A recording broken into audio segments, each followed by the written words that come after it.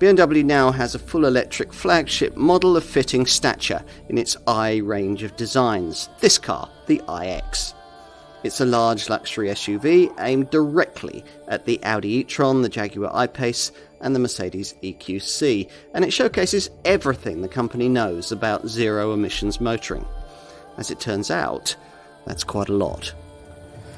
There's a choice of 3 iX variants, all using the same twin-motor, four-wheel drive configuration.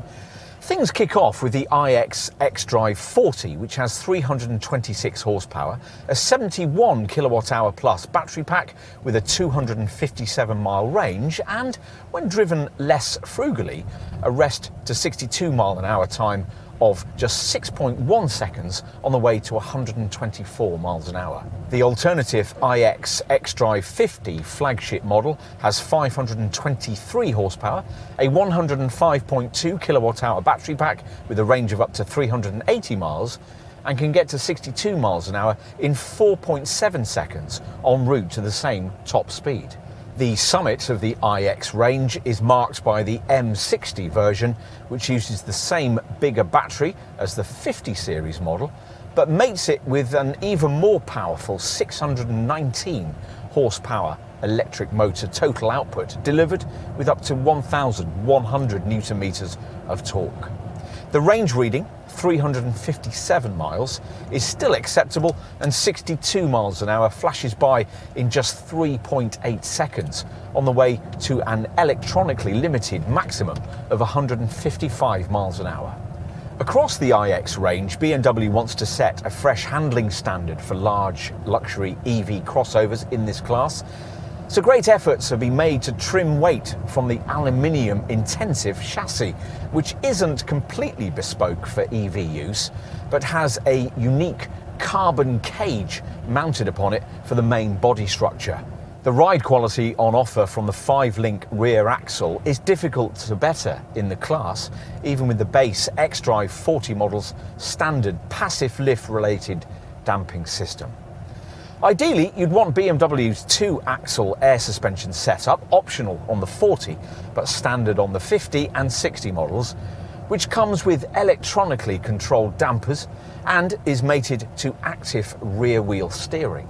On the move, the driver can choose high, moderate or low brake energy regeneration settings, or leave the system to do its own thing in adaptive mode.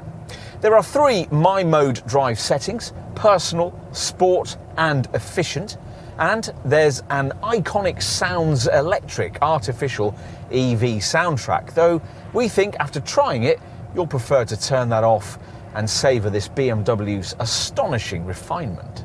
It even handles quite a lot like a BMW should, the stiff chassis admirably resisting body lean, and the electromechanical steering providing accurate feedback.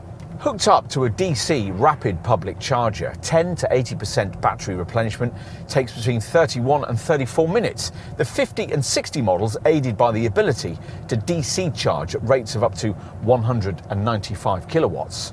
With a typical 7.4 kilowatt AC garage wall box, you're looking at 11.5 hours to charge the XDRIVE40 to full from empty. It'd be 16 hours 45 minutes for the XDRIVE50 or the M60. By and large, BMW doesn't do beautiful, but it is very much a specialist in striking, and this iX is certainly that. It's certainly big, just under 5 metres long, around 2 metres wide and a fraction under 1.7 metres high.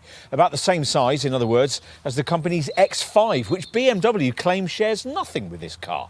Like the old i3, there are carbon fibre cores for the windscreen pillars and cant rails, and aluminium honeycomb door sills too. Plus, in this case, carbon fibre reinforced plastic for the roof, all of it intended to allow this car to tip the scales somewhere near the class norm point of around 2.2 tonnes. Inevitably, though, the iX gets nowhere near that benchmark. Think nearly 2.6 tonnes, 650 kilos of which is accounted for by the lithium-ion battery pack. One day, historians will be shocked that EVs were ever like this. For right now, though, shock is exactly what unsuspecting fast-lane dawdlers will feel when they suddenly find this huge kidney grille bearing down upon them at warp speed. And in profile, well, the shape may appear a touch ungainly, but it's undeniably aerodynamic with a sleek drag coefficient of just 0.25 CD.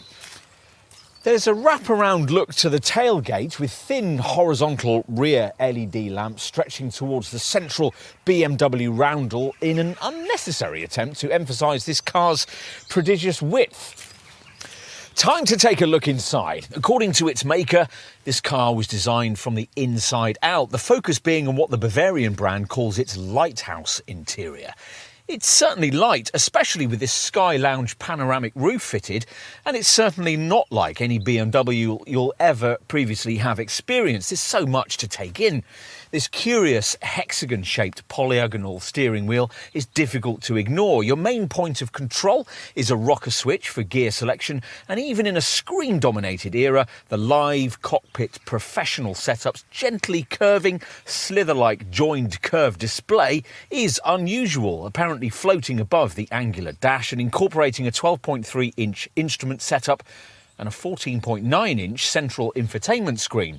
Strange trimming combinations assault the eyes. There's a button rather than a handle to open the door, and you sit almost Range Rover high, though here, of course, the raised floor is there for quite a different reason. These unusual quilted leather seats with their plant-based upholstery and integral head restraints set upon it. This centre console's a bit different, designed, BMW says, in the style of a high-quality piece of furniture, and freestanding, so there's a lovely open footwell right across the front of the car.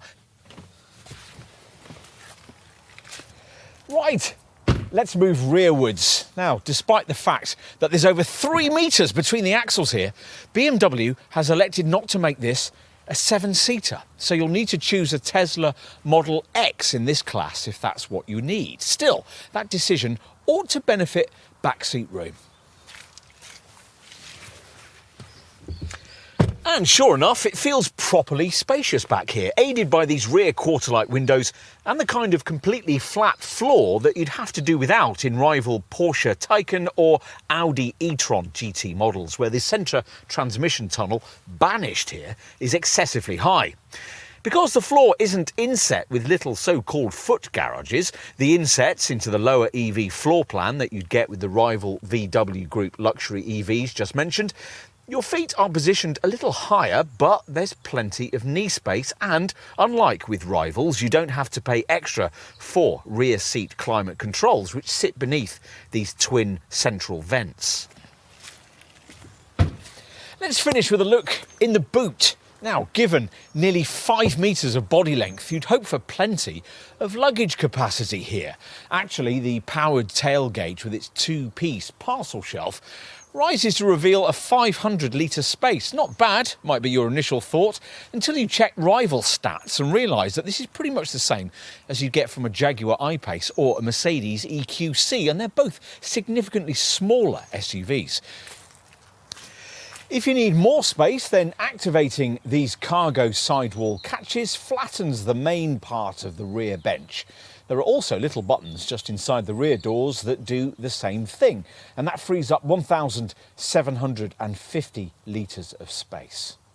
The game moves on quickly at the top of the EV segment. Here at a stroke is what the next generation of cars in this class will feel like, which is an impressive achievement given that BMW still hasn't quite managed to create the kind of completely bespoke EV platform that a car like this ideally needs.